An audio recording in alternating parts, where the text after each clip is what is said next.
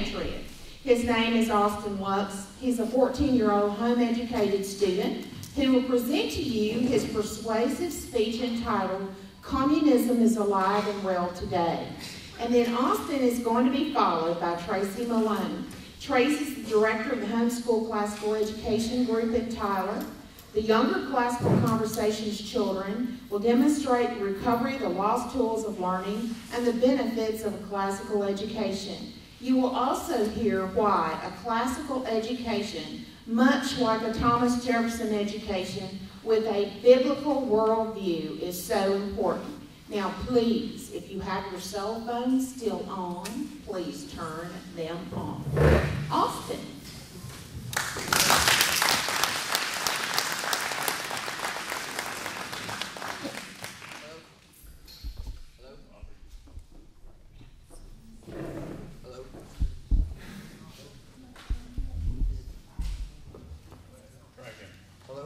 Hello? Oh, there we go. Hello, everybody. Alrighty, I had the privilege of meeting Mr. Bob Brenner and Mr. Anthony Brenner, and Mr. Bob Brewer at my last speech and debate tournament. And they said, well, I had a great speech, if I do say so myself, and I thought you all would like it. So, before I get into my speech, I would like to talk to you about something that happened on November 9th in 1989. Secretary General Gorbachev, if you seek peace, if you seek prosperity for the Soviet Union and Eastern Europe, if you seek liberalization, come here to this gate. Mr. Gorbachev, open this gate. Mr. Gorbachev, tear down this wall. This was the challenge issued by United States President Ronald Reagan and Soviet leader Mikhail Gorbachev that led to the destruction of the Berlin Wall. This action marked an end to communism, or so we thought. If you ask most people who live in America today, they will say, communism is dead. The Berlin Wall came down. This isn't a problem anymore. We think that communism is dead, but communism is alive and well, even here in America. Vladimir Lenin, founder of the Soviet Union, said, give me 4 years to teach the children, and the seed I have sown will never be uprooted. This was referring to our children. Just let him have the children for a short time, and he will be able to accomplish his goals. Communist goals. The communist agenda has set its sights on where we are most vulnerable. Our children. Our children's very foundations, their families, and their schools are being targeted. Let's take a look at how this is happening. First, we need to know what we're up against. In order to do this, we need to look at some of the goals of the communist agenda. These goals can be found in a book called The Naked Communist, written over 50 years ago by former FBI agent Cleon Skousen. We see that goal number 27 is to infiltrate the churches and replace revealed religion with social religion, discredit the Bible, and emphasize the need for intellectual maturity, which does not need a religious crutch. Goal number 28. Eliminate prayer in schools on the grounds that it violates the principles of separation of church and state, thereby taking God out of schools. The father of communism, Karl Marx, said, my object in life is to dethrone God and destroy capitalism. These are exactly the principles that make America great. Our country is made up of many different kinds of people, people with different languages, skin colors, and beliefs. But our country was founded on Judeo-Christian principles. Once the principles of a nation are taken away, what's left?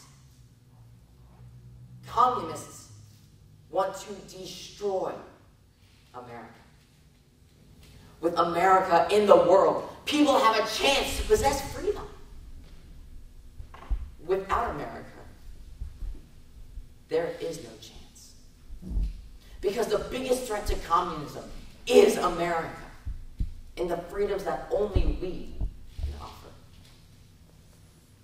These communists have held high, influential positions within our country. For example, let's take a look at Roger Baldwin, founder of the American Civil Liberties Union, or ACLU. Mr. Baldwin got his master's degree from Harvard and taught sociology at Washington University. Mr. Baldwin was a member of Communist Party USA, founded by the one and only Karl Marx. At the beginning of the ACLU, Mr. Baldwin stated that communism is the goal. He later became disillusioned with the Communist Party as more and more information on Joseph Stalin's tyrannical regime came out. But unfortunately, much damage had already been done. In 1962, because of his influence, prayer was banned in schools. Communist goal number 28 accomplished. In 1963, he had the Bible removed from schools, but he didn't stop there. Finally, in 1980, he had the 10 Commandments removed as well. What outcry did Roger Baldwin receive for all of his attempts to dethrone God? In 1981, President Jimmy Carter actually awarded this man with the Medal of Freedom. Another way to attack America is by attacking capitalism. Goal number 37, infiltrate and gain control of big businesses, with the ultimate goal being to destroy capitalism. They understand the best way to do this is through the environmentalist movement. Al Gore, former vice president, Nobel laureate, and presidential candidate, played a part in this. Even though Mr. Gore's theory of global warming has been disproven time and time again with scientific data, it is still being pushed to this day. The EPA is responsible for many of the regulations our businesses have been forced to comply with. For example, let's take a look at car manufacturers. Car manufacturers have been overloaded with regulations, many being pushed to the brink of bankruptcy. They are required to create cars with unrealistic expectations of gas mileage. But better gas mileage sounds great, doesn't it? Well, as Winston Churchill once wisely stated, however beautiful the strategy, you should occasionally look at the results. So, how do car manufacturers create cars with better gas mileage? Simple. They just have to start using less heavy material like metal and start using more lighter materials like plastic. Well, what's the downside to using less metal and more plastic? Safety. Why does this matter? Ask yourself, would you rather your own family was traveling in a car if it means that it isn't as safe and they are not likely to survive in an accident? And if your family isn't safe, it really doesn't matter if global warming exists or not, does it? The environmentalist movement, or the Green Movement, was established by the Committees of Correspondence, which was founded in turn by, guess who? Communist Party USA, started by Karl Marx. Goal number 40, discredit the family as an institution, promote promiscuity and easy divorce. Goal number 41, emphasize the need to trade children away from the negative influence of parents, attribute prejudices, mental blocks, and retarding of children to the suppressive influence of parents.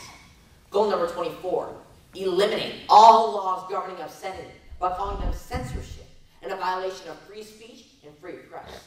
Goal number 25, break down cultural standards of morality by promoting pornography and obscenity in books, magazines, motion pictures, radio, and TV. The assault on our children takes place in their homes and in their schools. Goal number 17, get control of the schools. Use them as transmission belts for socialism and current communist propaganda. Soften the curriculum. Put the party line in textbooks. When we look at our current system, we can see that this is all done, and done. the public outcry. Most Americans are too busy to even notice. You see, because in order to destroy our governments, it is necessary to destroy our society. And in order to destroy our society, it is necessary to destroy our family structure. And in order to destroy our family structure, it is necessary to promote things such as easy divorce and promiscuity. We can see that the communists want to destroy our way of life on every level. We are the only thing threatening their survival. If America exists, then the hope for a better way of life will exist. Alexis de Tocqueville once stated that America is great because she is good. If America ceases to be good, she will cease to be great. It is because of our Judeo-Christian founding and moral beliefs that America is good. Stop that, and America, as we know it, ceases to exist. We can see that many of the communist goals have already been accomplished. We cannot afford to allow them to accomplish any more. What can we do about it? What can we, the people, we, the churches, we, the United States, do? Well, we cannot hope to solve a problem if we don't know what the problem is. Now, all of us in this room know. Now we can all identify when it's happening and stop it. What is going on in the current system? The HHS mandate threatens our religious liberties. Congress is considering placing a ban on our right to bear arms. The sanctity of marriage is being threatened. We need to stand up for what we believe in, for our values and for our morals. Talk to your congressman, your co-workers, anybody who will listen. But especially, talk to your children. Teach them what it means to be an American. Because as we have seen throughout this talk, one man can change the world. That's all it takes. Sometimes that one man is someone like Karl Marx, Roger Baldwin, or Al Gore. Imagine what all they had accomplished then and are still accomplishing now. But we cannot forget another very influential man, Ronald Wilson Reagan. President Reagan almost single-handedly destroyed communism. At the very least, he put them on the run. One man truly can change the world. And I am calling on all of us to be that one man or one woman. Thank you.